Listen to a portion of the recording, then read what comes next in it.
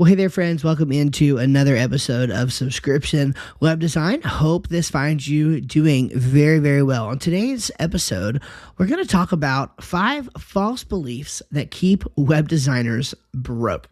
I've met a lot of web designers over the last 8 years that I've been doing this, and I'm going to tell you a sad, unfortunate truth.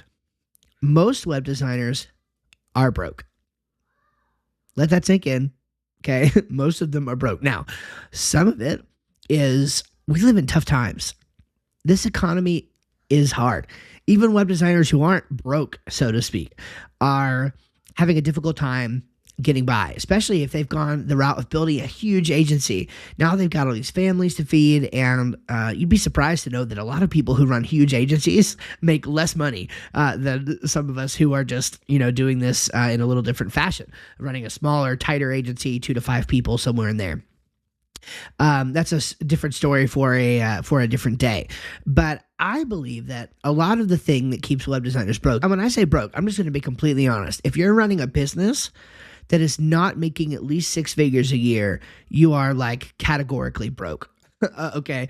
If you're living in the United States and the economy that we are currently dealing with, and some of you are not in the United States, so you'll have to forgive me. I don't know the economics of where you live, but I know for us right now, it's pretty hard times. Okay. And if you're making less than 100,000 a year, okay, especially like assuming that you have expenses and taxes like the rest of us, you only get to take home about 50% of your income, okay, when you're in business, okay? So that's just an easy number to kind of look at. Typically, you're going to actually get to take home and enjoy for your family about 50% of the top line revenue. So if you're making $100,000 a year in your web design business, that means you're only making 50. If you're making $80,000 a year, there was a time when I thought making $80,000 a year meant, man, you were like really high cotton. But once you get a family and realize that really you're only making $40,000 a year for your family, if you own and run a business, boy, that's a lot different. And the math changes quick. Okay, so I think it's important to get your mental game right when it comes to this stuff. And by the way, by no means am I perfect. I have my down days. There are lots of down days, lots of up days. I have days where I lose clients. I have days where I get clients. I'm very much just like the rest of you. But in the amount of time that I've had this journey, there's a few things that I've learned.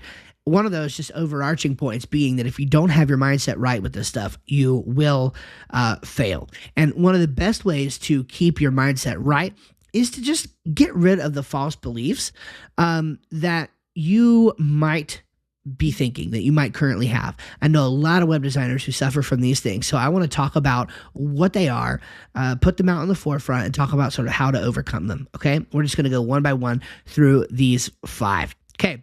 The first one is this. The first one is believing that there's not enough clients to go around. Okay. Let me tell you one thing right now. There are plenty of web design clients. There are plenty of people who need a website. Now, here's the thing. They may not know that they need a website. And in fact, there may be a lot of people who need a website, but think they need something else, or that think they need a website and actually they do need something else.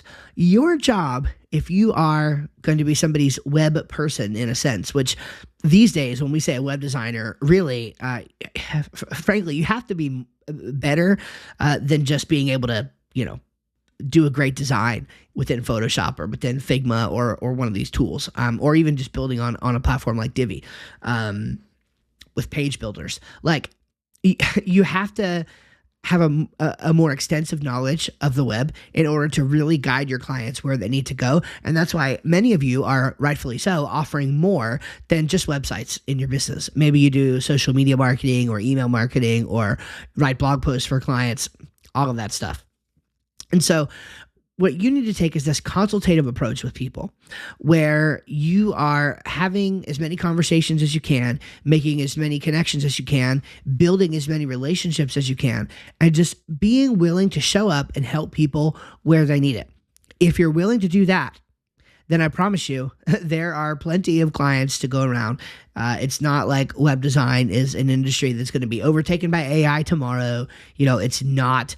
It's not something that there's too many people doing it already. Look, I mean, if there are successful photographers right now with everybody and their cousin becoming a photographer every time I open up Facebook, trust me, there's room for you in web design. So don't let that false belief cripple you. And the reason why I say that is because false beliefs, one of the big things that they do is cripple you. Because if you believe falsely about something, then you will start to physically act in that way. In other words, you will have a self-fulfilling prophecy. Trust me when I tell you, your body does what your brain tells it to do, and much of that happens in your subconscious. And so you want to make sure that you're keeping the mindset game right. That way your body will react positively and you will actually make the decisions and actually do the right things, take the appropriate actions to go find clients. If you don't think that there's clients out there for you, you won't go find clients. If you do believe that the clients are out there for you, then you will go after them. Grant Cardone, which you may or may not have heard of, and if you look him up, I mean, he's one of those people that you either love or you hate kind of thing, okay? Very few people feel neutrally about a guy like Grant Cardone, but he's a sales trainer. And one of the mottos that he sort of lives by is, who's got my money? And again, like I said, you can either take him or leave him, and some people aren't going to necessarily like that. But I do think that specific thing about his mindset is something that we should look to emulate. Who's got my money? The idea is that he'll just sit there and cold call or whatever people, because the reality is that there are people out there that have money that he wants, right? And so he calls up clients and tries to get them. Now, my approach to sales and marketing is entirely different than Grant Cardone's, but the mindset of who's got my money, like who's out there who needs my services, that has my money, that I'll give them some of my services if they give me some of their money. That's what you're looking for, okay? And that mindset, I think, is a useful one to adopt in order to start making stuff happen. Okay, here is the second false belief that keeps web designers broke, and that is that you have to be everything to everyone, all right? You don't have to be everything to everyone. What do I mean by this? Well, what I mean by this is that oftentimes, as a web designer, you are going to want to be a generalist. You're going to want to have something for everybody. Now, I realize in the first step here, I just told you that you got to make sure to have a consultative approach. You do.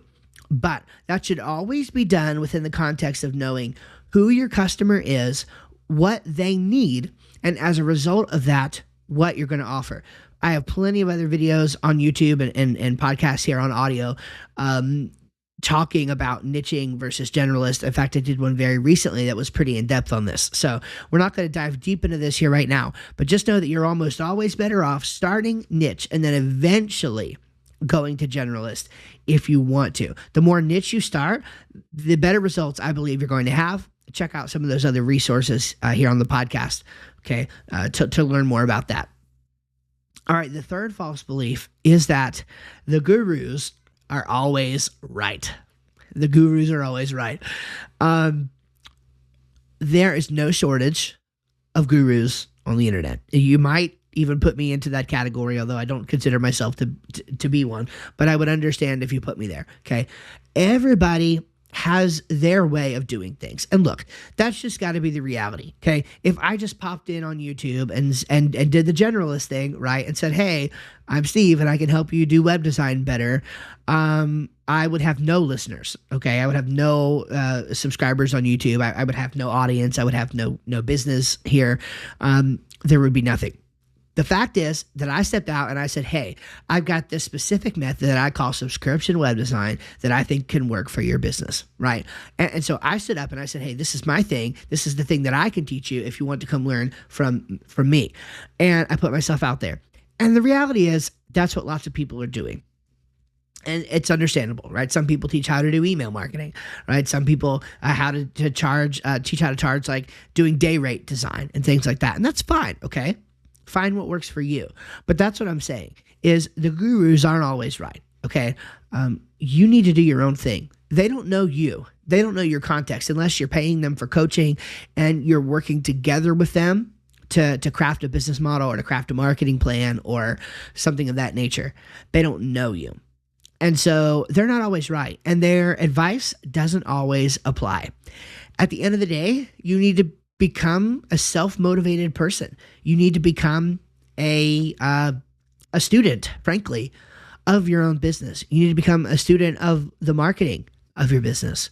And you need to put yourself out there and make decisions that are right for you and for your business in the moment. Look, we're all just making it up out here. I get people asking me all the time, hey, should I add a setup fee to my subscription web design plans? And I can only answer with the context that I have and the things that I've done. And I gladly give that answer, and I evaluate my students' case and look at that situation and say, well, is that something you should do? And I try to help them with that. But my advice could always be wrong. And that's why I always tell them, look, test it. Try it in your situation. Try it with your clients. Try it in your context and see if it works. I can point you in the right direction, but I can't ultimately make the decision of whether or not it's going to work for you. So it's a big mistake to believe that the gurus are always right.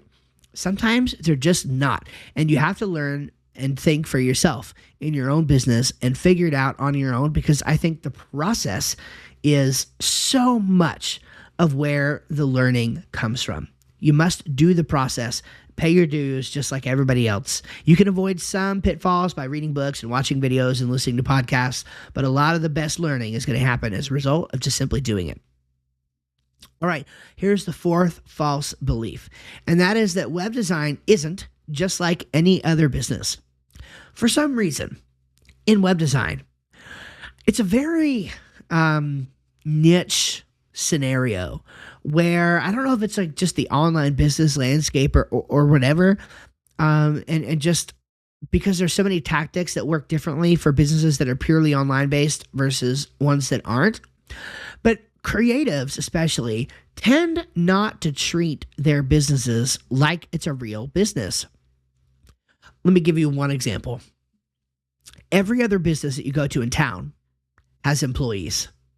In other words, with the exception of some very small businesses in some very small towns, it's going to be quite unlikely that you, on the regular, interact directly with the owner of the business, especially in terms of getting the actual work fulfilled and done. If you hire a local landscaping company, they have employees that are going to come out and do that. If you go to a local deli, their employees are going to make that sandwich for you. If you go to a local insurance agency, they're going to have employees, people that are there to help you get to where you need to go. And it's probably not the main person that you're going to talk with, okay? That is just normal business. But for some reason in web design, we're so weird about this. We are afraid to start working with contractors or to bring other people in. And it's like, why? Every other business in the world runs this way. Every other business in the world has people that they have to pay to help fill in the work. Every other business in the world has to pay taxes. Every other business in the world is based on supply and demand. If there's more demand than there is supply, then it's a good market and you're going to be able to get some work. If there's more supply than there is demand, you're going to have to lower prices and find, unique ways of positioning yourself in order to get found. It's like everything else, okay? So you can absolutely read books on business, and you absolutely should, and then apply them directly to your context as a web designer. Don't just engage with materials about how to be a web designer, okay? And that's actually one of the reasons why this podcast exists. And I can't go too much into this, but even with some potential changes that I have coming up in the future for this podcast and for the web design coaching business, what I want to really help you do is apply business level thinking to your web design business, okay? Because I see such a need here where most people aren't thinking like a business owner, frankly. When they're building websites, they're just thinking like a creative, okay? And unfortunately, you have to be more than just a creative if you're in the web design business. You also have to be a business owner. So it's a huge mistake to only think about yourself as being a creative. You need to think about yourself as a business owner. And then the fifth one is this: if I tell people what I do, they will come to me. If I just simply tell people what I do, they'll come to me. And I don't have to do anything else to provide them with value and you'll find out real quick that doesn't work. But if you keep telling yourself over and over that that's how it should work, you'll just keep getting frustrated that it's not working. Again, there's no exceptions. It's just like every other business. You have to build relationships, you have to network, or you have to create content, you have to put out ads. You have to have this awareness of what you do, but not just the awareness. You need to call people to take action. You need to put yourself out there. You need to provide value for them. You need to, use advertising. You need to put out content. You need to have conversations, show up at local business networking meetings, put yourself out there. You don't just, tell your friends and family, hey, I'm doing web design now, and then you'll get a flood of people coming to you. That helps, but you have to do more of that. Okay. Fantastic book on this point is called The Go Giver. There's lots of different ways in this, which this applies, but the idea of the Go Giver is just in order to get, you have to give first.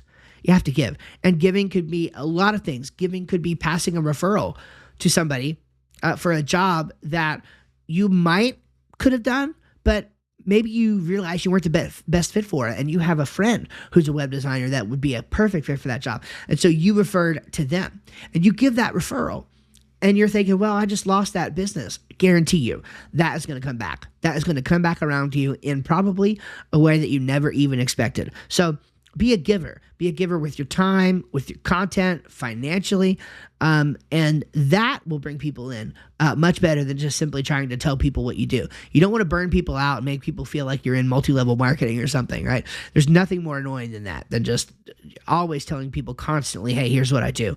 Provide value in as many different forms as you possibly can, and that is what will ultimately bring the business your way. So I hope a evaluation of these 5 false beliefs was helpful to you. In fact, I hope 1 or 2 of them at least cut deep for you so that it would help you to start thinking a little bit differently about this and to reframe your mindset so that you can stay on top of your game. All right? We'll catch you in the next episode of Subscription Web Design. You guys take care.